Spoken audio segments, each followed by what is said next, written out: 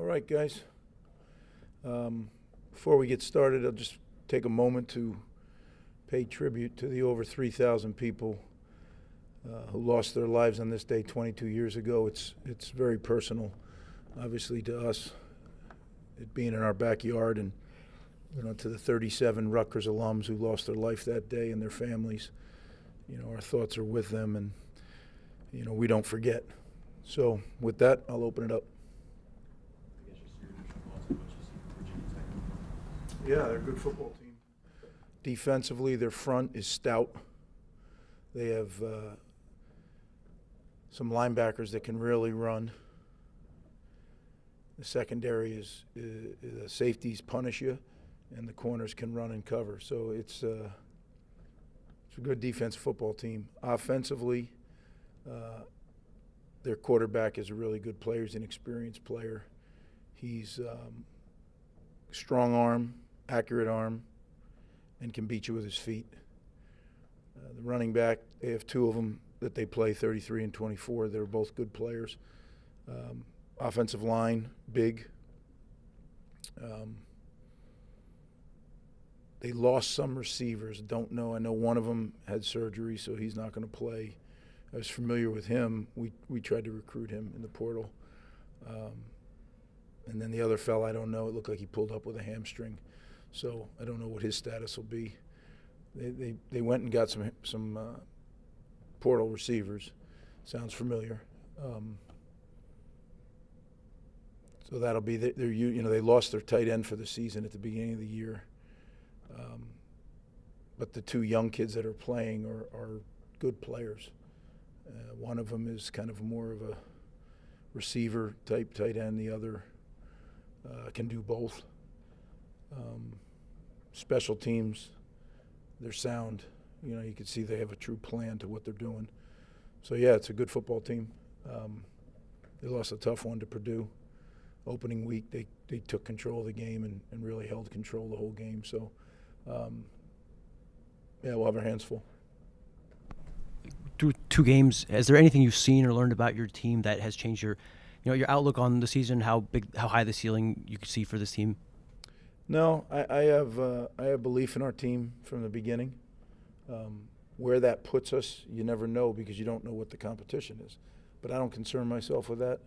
I do see a group that trusts each other, and that was evident in our last game when things started to get away from us a little bit. As I told you that night, they came together and they said, no, we got a job to do. Everybody go do your job, and this is going to go where we want it to go, and that's exactly what happened. That to me is a belief or trust in each other that happens when you pay the price together over time. Not a year, but over 3 and 4 years, paying the price together over time.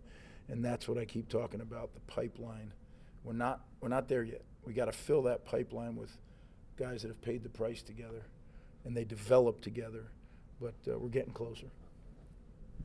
Coach, we talked before the season about the defensive line, a lot of the players coming back. Through 2 weeks of play, now you had a chance to see them on the field. What have you made of how the defensive line has played? I think we've played good. I think we can play much better. Probably not what you thought I'd say, but I think we can play at a much higher level in our defensive front because I think we have enough depth for guys to be fresh. And when you have guys that you have enough people to go out there and play and be fresh, then I expect, darn near perfect execution. Fatigue is one of the things that can affect your execution. Obviously, your opponent's the other. Coach, I know this has been a lingering issue, but I just wanted to ask you for where this Nassim Brantley thing is headed and if you have any clarity on it. I don't have clarity. As soon as I know, I'll let you know, though. I don't mind you asking. I wish I knew. But as soon as I do, you'll know it. Just stuck in NCAA, waiting on the NCAA, right? NCAA purgatory, yes. Coach, are there any updates on Tyler Needham or Christian Drummoll's statuses ahead of Virginia Tech?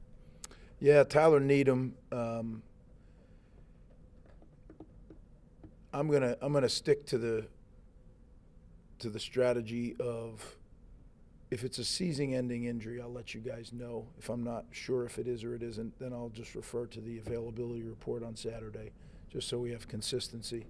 But yeah, Tyler had a rough deal on Saturday night, but we'll see how he progresses.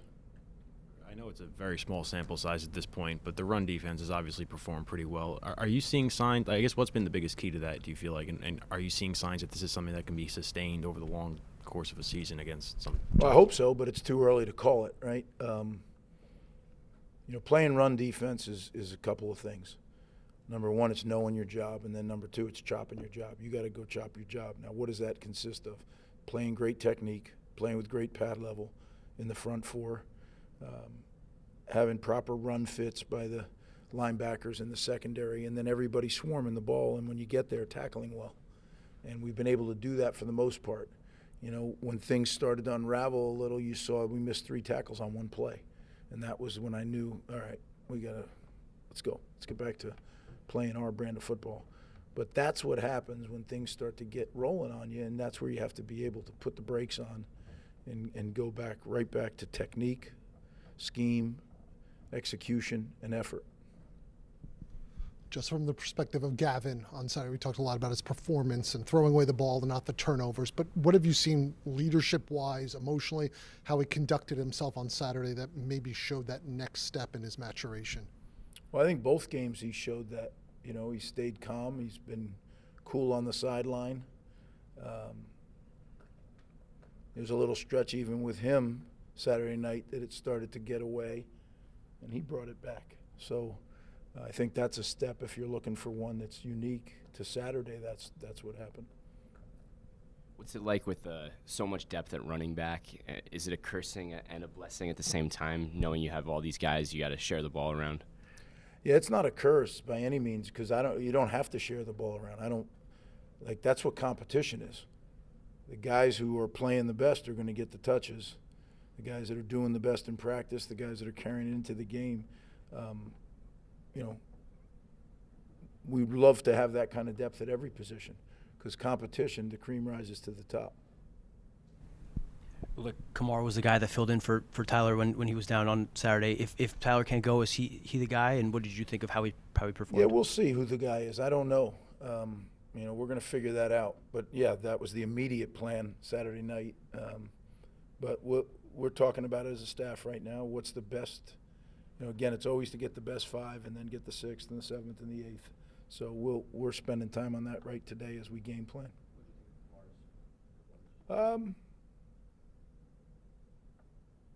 Did some good things. Did some things that we can't do. If we do them, we'll get beat. But it's a critical position because when I talked about their line, I think their edge guys are dangerous, and they can roll them. That's one thing that I look at them. I see they roll 8 guys, so they're going to be fresh up front too.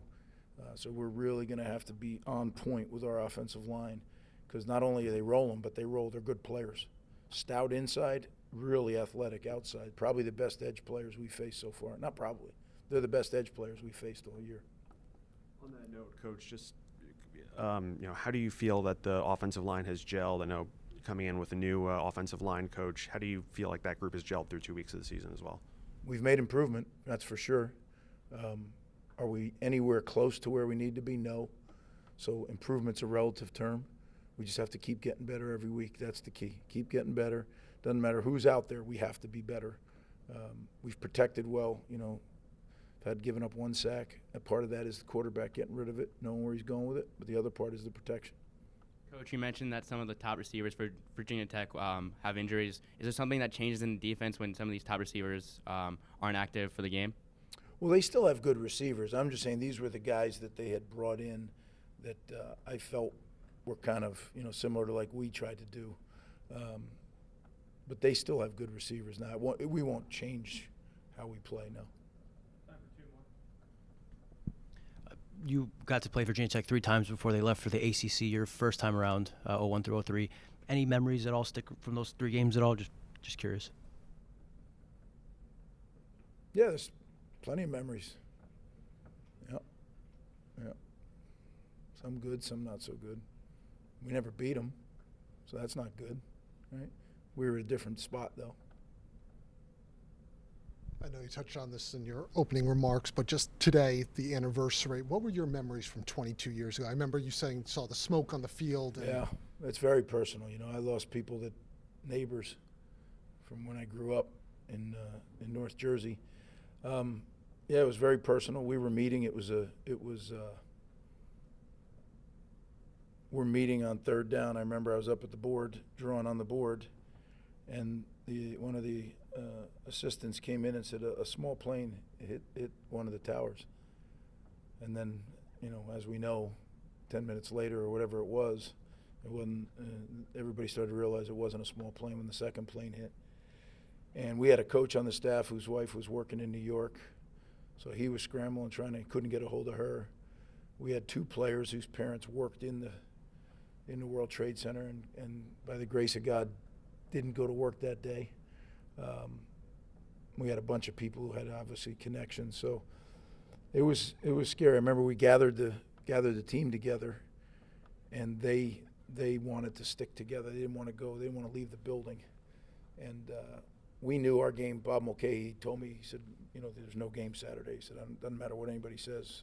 We were the first ones to cancel our game, but kind of obvious why. I mean, you stand on our practice field, you can see the smoke. But they wanted to go out and practice. I'll never forget, they're like, no, let's go out and do something. They didn't want to just sit around. So we went out knowing we weren't having a game, but we went out and practiced. And, you know, the coach whose wife was working, you know, he spent all his time trying to get a hold of her. And it was scary for all of us, right, especially in the proximity, having it be in our own backyard. But that's why I say, you know, last year, what was it, 2 years ago, when we played at Syracuse, was that last year? 2 years ago.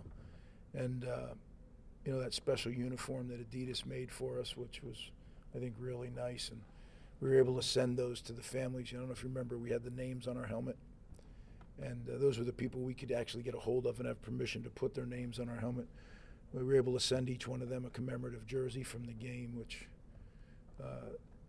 you know, they were very grateful for. So I think we, you know, as a country, I saw a sign the other day, you know, on the highway. It said, report any suspicion of terrorism, right? And it's something that we have to be, you know, constantly vigilant about. But I think we all know that that day changed our world, and for everybody, but especially for the people who lost loved ones.